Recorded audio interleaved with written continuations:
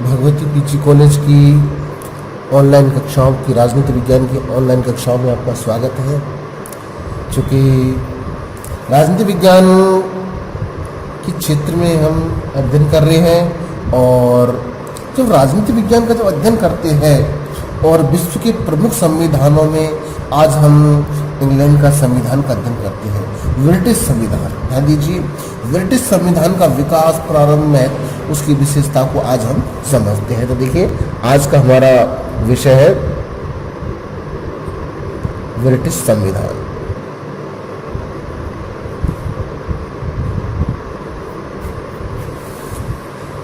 British संविधान के बारे में समझने से पहले हमें इंग्लैंड के बारे में जान लेना चाहिए कि इंग्लैंड एक यूरोपीय देश है और जिसका क्षेत्रफल 2,44,000 वर्ग किलोमीटर है। और ये हम जानते ही है कि प्राचीन काल से ही इंग्लैंड अपने आप में महान रहा है और पश्चिमी सभ्यता का जो आधार है वो ब्रिटेन रहा है। अब चूंकि आधुनिक जो राजनीति व्यवस्था है, आधुनिक जो संविधान है, उसमें प्राचीन जो संविधान है वो इंग्लैंड का माना गया है और इंग्लैंड के संविधान से ही ये आधुनिक राजनीति शास्त्री मानते हैं कि जो कुछ भी है आधुनिक संविधान वो इंग्लैंड से किसी न किसी प्रकार से प्रेरित रहा है। जैसे कि मुनरो ने कहा है कि पूर्व ने सभ्य मानव को आध्यात्मिक दर्शन प्रदान किया, मिस्र ने वर्णमाला प्रदान की, मूर ने बीज गणित प्रदान किया, यूनान ने शिल्पकला तथा रोम ने विश्व को कानून के आधार प्रदान किए, तो ब्रिटेन ने विश्व को राजनीतिक विचार और संवैधानिक पद्धति प्रदान की। ये मुनरो के विचार रहे हैं। अब मुनरो के विचार के आधार पर हम देखते हैं कि इंग्लैंड का संविधान कहां से प्रारंभ होता है और किस प्रकार से प्रारंभ होता है। तो देखिए, ब्रिटिश संविधान एक विकसित संविधान है। यह माना गया कि ब्रिटेन का जो संविधान है वो एक विकसित संविधान है।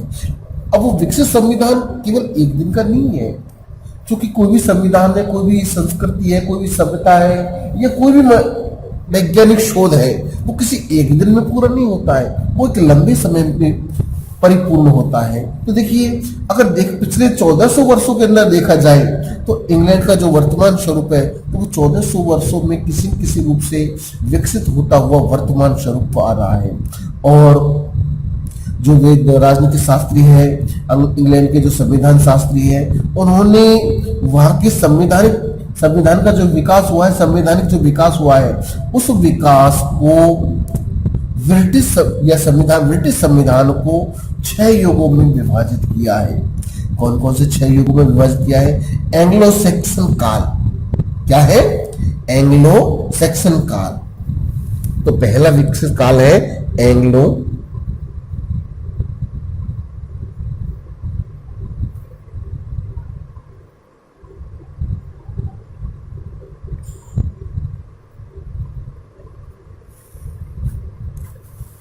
यानी सीमित राजतंत्र की स्थापना।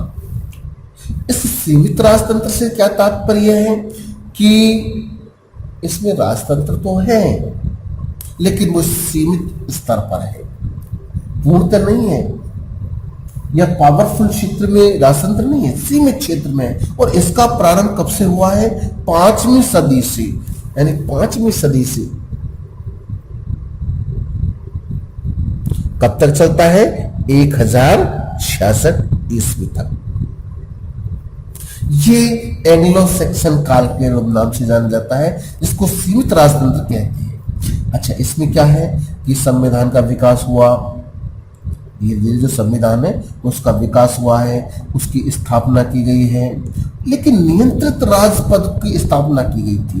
ध्यान दीजिए, नियंत्रित राजपद और स्थानीय शासन की व्यवस्था को इस युग में सम्मिलित की गई है।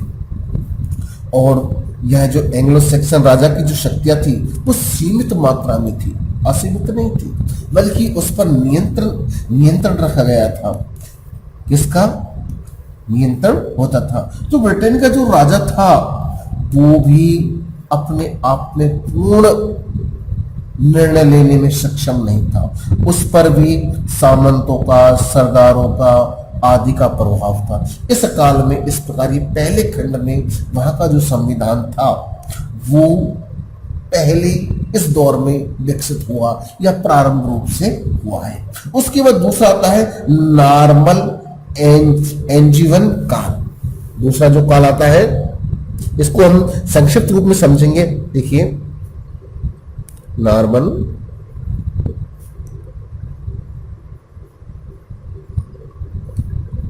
एंजीवन काल, नॉर्मल एंजीवन काल। इसमें क्या है कि राज्य की जो निरंकुशता और केंद्रीय सरकार का उदय होता है। इसमें कौन सा होता है कि सरकार जो थी वो थोड़ी थोड़ी, क्योंकि जैसे जैसे सरकार या कोई भी सत्ता है, राज सत्ता है चाहे प्रजातंत्र है, वो धीरे धीरे अपनी शक्तियों का अर्जन करती है और शक्तियों का अर्जन करके वो ऐसे माध्यम निकालती है, ऐसे रास्ते निकालती है जिससे शक्तियां उसके पास हो और वो अपने निर्णय लेने में सक्षम हो। और वही स्थिति यहाँ भी हुई। विश्व का कोई सा भी संविधान देख लीजिए, कोई सा भी देश देख लीजिए, प्रारंभ में उसको उदार बनाया जाता है लेकिन धीरे धीरे वो कठोर या निरंकुश होता हुआ चला जाता है। तो वही स्थिति यहाँ की होती है कि इसमें राज्य की निरंकुशता एवं सबल केंद्रीय सरकार का उदय होता है और इसका काल है 1066 से लगभग 1153-55 ईस्वी तक।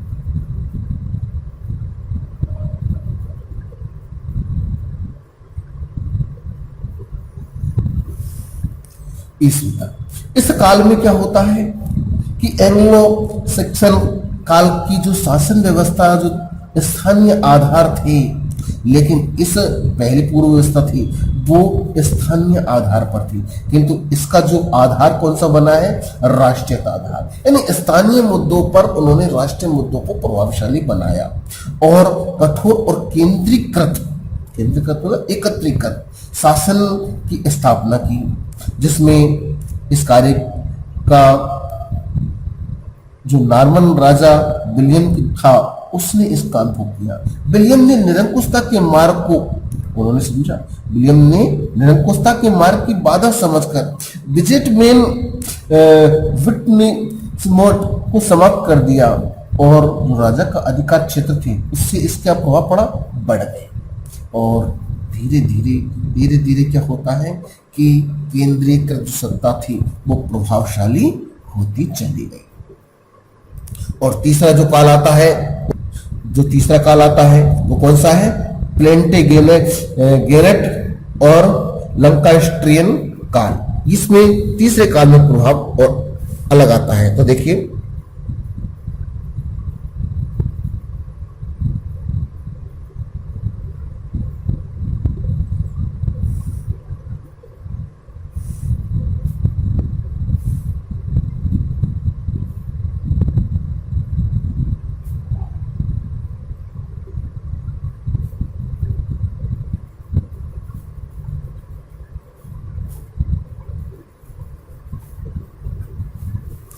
प्लेंटेगेनेट और लंकास्ट्रियन काल। इस काल में क्या होता है, वैधानिक संस्थाओं का उदय, यानी जो शासन सत्ता थी उसमें जो अन्य वैधानिक शासन से संबंधित जो वैधानिक जो सरकार के शासन के लिए या प्रशासनिक सुविधाओं के लिए आवश्यक होती है उनका उदय होता है।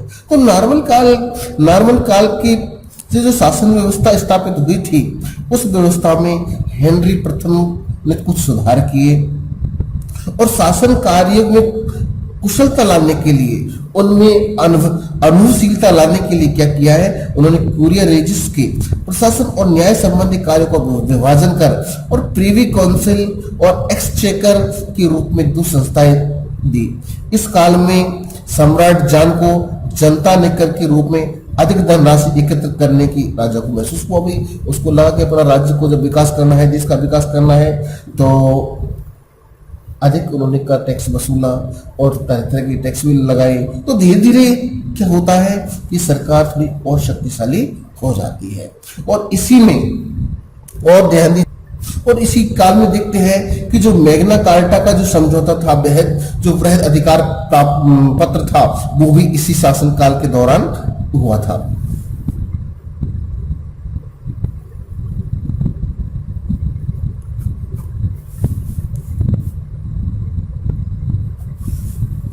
1119। इसमें क्या होता है कि सब राज्य के माध्यम से, सरकार के माध्यम से जनता पर जो अधिक कर लगा दिए, तो विद्रोहियों ने मिलकर, ये जनता ने मिलकर विद्रोह किया और अधिकार पत्र पर उनको हस्ताक्षर करने के लिए व्यवस्थित कर दिया। और इसी समय उनका पार्लियामेंट का भी उदय होता है, जिसमें पार्लियामेंट में उन्होंने शासन व्यवस्था को, जो शासन बैठक के लिए बुलाया जाता था, उसको मॉडल पार्लियामेंट के नाम से जाना जाता है। इसके बाद जो वहां का संविधान विकसित हुआ, उसमें जो दूसरा दौर प्रारंभ हुआ वो है ट्यूडर काल। चौथे नंबर का जो काल आता है, ध्यान दीजिए, इस काल में पुनः कठोर राजतंत्र की स्थापना हो गई। ध्यान दीजिए, इसमें राजतंत्र, पहले तो हल्का राजतंत्र था, लेकिन यहां पुनः कठोर राजतंत्र। और राजतंत्र कौन सा है? कठोर। पहले जो एक सीमित राजतंत्र था, वही राजतंत्र यहां आते आते, इसका समय क्या है? 1485 से लेकर लगभग 1603 ईस्वी, इस दौरान इसका कार्यकाल रहा था, या इस समय का वो माना जाता है। इसमें जैसे ही इंग्लैंड में जो हेनरी ट्यूडर सत्तारूढ़ हुए थे, वो सम्राट बनते ही और भी अधिक शक्तिशाली, वो शक्तिशाली तो था ही, योग्य शासक था, क्योंकि जो योग्य व्यक्ति होता है वो अपने निर्णय स्वयं लेने की चेष्टा करता है और वही शिक्षाचारी बनता है। तो इसमें कठोर राजतंत्र की स्थापना होती चली गई। इसके बाद जो पांचवा दौर चला वो है स्टुअर्ट काल।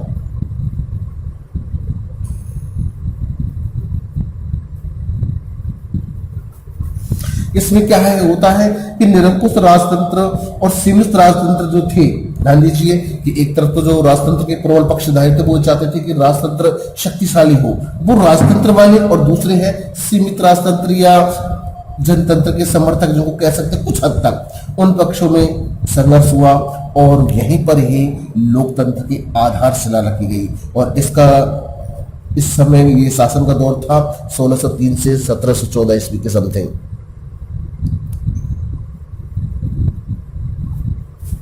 इस दौरान ये इन 5 चरणों में, ध्यान दीजिए, इन 5 चरणों में इंग्लैंड की शासन व्यवस्था या संविधान का जो आधारशिला थी उसको अपनाया गया। इसके बाद जो आता है, ध्यान दीजिए, इसके बाद ही इंग्लैंड का जो शासन है वो धीरे धीरे लोकतांत्रिक व्यवस्था की ओर आगे बढ़ता है। हाँ, तो देखिए किस प्रकार ये आगे बढ़ता है। अब इसी दौरान संसद के दबाव में आकर जो चार्ल्स प्रथम था, उसने अधिकार याचना पत्र पर स्वीकृति तो प्रदान कर दी, लेकिन उस स्वीकृति प्रदान करने के बाद उस पर जो वादा किया था वो वादा नहीं निभाया। इस आधार पर संसद में उसका विरोध किया गया। अब विरोध करने के बाद लगभग 11 वर्षों तक उसने भी बिना संसद के शासन किया। उस पर संसदीय समिति नेताओं ने उसकी निरंकुशता का विरोध किया। दोनों पक्षों में 1642 से लेकर लगभग 1645 यानी 3 वर्ष तक गृह युद्ध चलता रहा और इसमें संसदीय नेताओं की जीत होती है और सम्राट चार्ल्स पर मुकदमा चलाकर 1649 में उनको मृत्यु दंड दिया गया। इस प्रकार वहां पर इंग्लैंड में गणतंत्र की स्थापना होती है और इंग्लैंड में राजतंत्र तथा राज्यसभा का अंत कर दिया और क्रॉमवेल की अध्यक्षता में गणतंत्र की स्थापना की गई थी। अब ये क्या होता है कि लेकिन 1658 में से क्रॉमवेल की मृत्यु हो जाती है। अब मृत्यु हो जाने के बाद एक बार पुनः राजतंत्र उसी शासन पर हावी हो जाता है, लेकिन राजतंत्र पर जैसे जैसे हावी होता है उसके बाद हैनोवर काल प्रारंभ होता है। उसका जो छठा जो दौर था इंग्लैंड का संविधान के प्रारंभ या विकसित होने का रूप है, उसमें हैनोवर काल प्रारंभ होता है।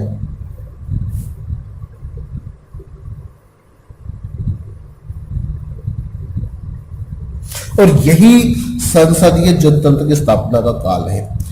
यही संसदीय जनतंत्र की स्थापना का काल है।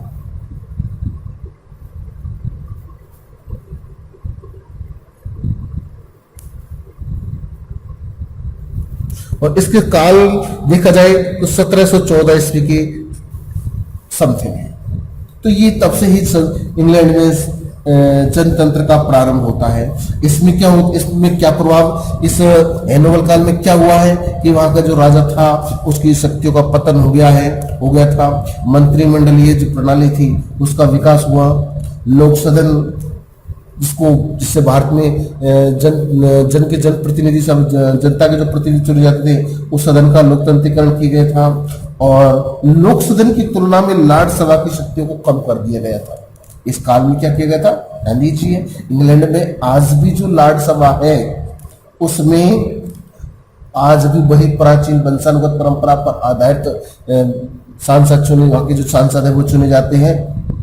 तो जो लॉर्ड है वहां के वो भी प्राचीन परंपरा पर, लेकिन इस आधार पर जो राजतंत्र वंश परंपरा के जो समर्थक थे उनकी शक्तियों को वहां पर कम कर दिया गया। अब ये एक संक्षिप्त कहानी रही है हमारी इंग्लैंड की, इसका कोई विशेष महत्व नहीं है, लेकिन एक इसको जानकारी के रूप में जानना हमारे लिए आवश्यक हो गया है कि इंग्लैंड का संविधान किन दौरों के बीच से गुजरकर वर्तमान स्थिति तक आता है। अब इसका अध्ययन हमको करना क्यों आवश्यक है, या फिर इंग्लैंड के अध्ययन करने के लिए हमारे लिए आवश्यक क्यों हो रहा है, ऐसा कौन सा कारण है, ऐसे कौन से कारण है जिनके कारण हमें इंग्लैंड के संविधान को पढ़ना पड़ता है या इंग्लैंड के संविधान को पढ़ना पड़ेगा। तो देखिए कि जो विशेषता हमारे सामने नजर आती है इन सारे आधार पर, कि सबसे पहली विशेषता है प्राचीन संविधान।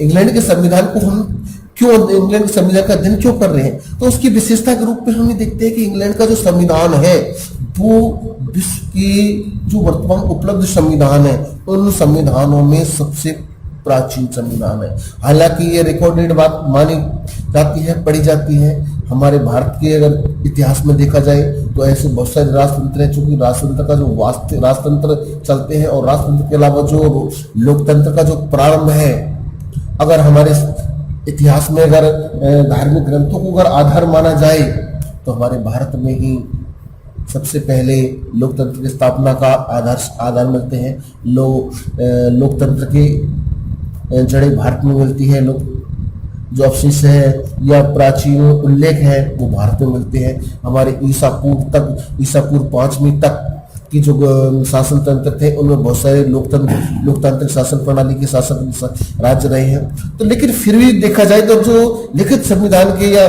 परंपराओं के आधार पर इंग्लैंड का संविधान जो है वो परंपराओं के आधार पर है, तो माना जाता है जो किसी भी रूप में रहा हो, लेकिन इंग्लैंड का संविधान एक मौलिक जो रूप दर्शाता है, उस मौलिक रूपों में सबसे प्राचीन जो संविधान है वो इंग्लैंड का संविधान है।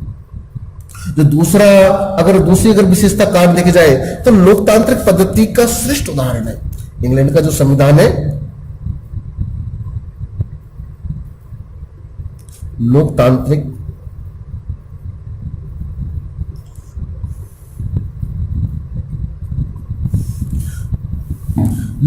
पद्धति का उदाहरण है। ये जो लोकतंत्र की परंपरा हालांकि भारत में हो चाहे विश्व की कई अन्य देशों में है, लोकतंत्र मिलते हैं, राजतंत्र मिलते हैं, लेकिन जो लोकतंत्र का जो एक उदाहरण मिलता है कि लोकतंत्र के लिए किस प्रकार उन्होंने संघर्ष किया है, जो शक्तिशाली शासक था उसका उन्होंने विरोध किया है और उस विरोध करने के बाद पुनः राजतंत्र स्थापित हो जाता है और फिर भी स्थापित होने के बावजूद भी उन्होंने इसको संघर्ष किया और पुनः लोकतंत्र में उसको स्थापित किया। तो ऐसा जो उदाहरण है वो इंग्लैंड में मिलता है। तीसरा है कि इंग्लैंड की सबसे बड़ी विशेषता इंग्लैंड के संविधान की है कि अलिखित संविधान। ध्यान दीजिए, विश्व का जो अलिखित संविधान है वो है इंग्लैंड का संविधान।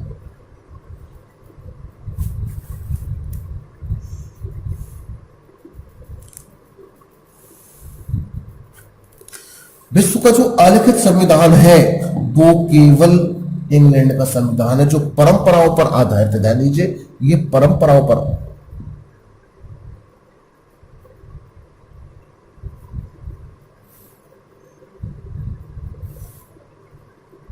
ये परंपराओं पर आधारित संविधान है।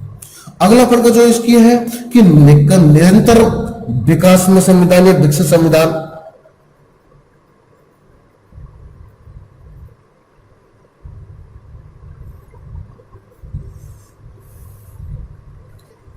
निरंतर विकास को प्राप्त इंग्लैंड का जो संविधान है उसकी सबसे बड़ी और अगली जो चौथी विशेषता है वो ये है कि वो निरंतर विकास। हमने पहले देखा है कि एंग्लो सैक्सन काल चला है, नॉर्मन चला है, प्लेंटेगेटन चला है, ट्यूडर काल चला है, स्टुअर्ट चला है, एरोमन काल, तो धीरे धीरे विकसित होता होता आज वर्तमान स्थिति में जो आया है तो वो किसी एक दिन की मेहनत नहीं है, वो एक दिन का परिणाम नहीं है, बल्कि वो हजारों वर्षों के विकास का परिणाम है। इसलिए जो इंग्लैंड के संविधान की जो विशेषता है चौथी, वो है निरंतर विकास का परिणाम।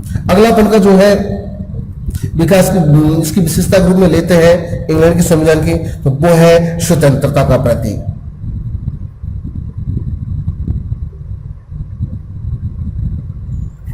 इंग्लैंड का जो संविधान है वो स्वतंत्रता का प्रतीक के रूप में जाना, कि कितना संघर्ष किया। राजतंत्र था लेकिन राजतंत्र संघर्ष किया, राजतंत्र किस परिप्रेक्ष्य में चलकर, उसके सहयोग में चलकर, उसके अनुकूल चलकर लोकतंत्र की रक्षा की और अंत में लोकतंत्र को उन्होंने स्थापित किया। तो ये इंग्लैंड के संविधान की विशेषता है। तो इस प्रकार हम देखते हैं कि इंग्लैंड का संविधान किसी एक विशेषता पर नहीं बल्कि कई विशेषताओं पर आधारित है। आज भी इंग्लैंड के संविधान की जो विशेषताएं है या उसका प्रभाव है विश्व के अनेक संविधानों पर या अनेक देशों पर